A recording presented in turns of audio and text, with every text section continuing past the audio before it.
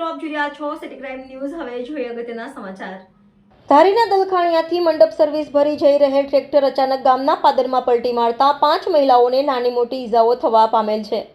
ગામ લોકોને જાણ થતાં તાત્કાલિક દલખાણીયા આરોગ્ય કેન્દ્રમાં સારવાર અર્થે લઈ આવેલા હતા, જ્યાં સારવાર આપી ધારી સરકારી દવાખાનામાં 108 મારફતે લઈ જવામાં આવ્યા હતા।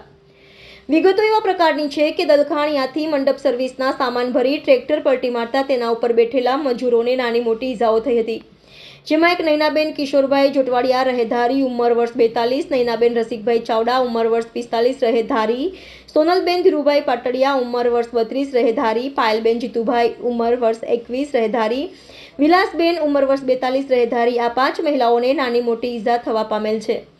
દલખાણીયા આરોગ્ય કેન્દ્રનો સ્ટાફ ડોક્ટર BM ડોડિયા સાહેબ, ફાર્મસી ડોક્ટર દિલીપભાઈ કોટડિયા, એમઓ ડોક્ટર લીંબાણી સાહેબ તથા સ્ટાફ તાત્કાલિક સારવાર આપી ધારી સરકારી દવાખાનામાં રિફર કરેલ છે। રિપોર્ટર સંજય વાળા, સિટી ક્રાઇમ ન્યૂઝ, ધારી।